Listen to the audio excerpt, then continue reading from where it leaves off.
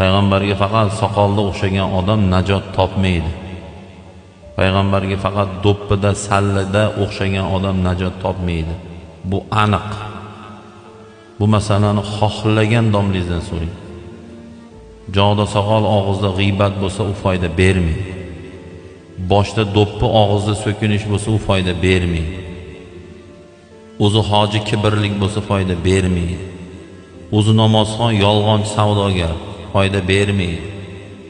Qiyomatda azobga ketaveradi. U namozxon bo'ladimi, hoji aka bo'ladimi, qora aka bo'ladimi, hojdada bo'ladimi, farqi yo'q.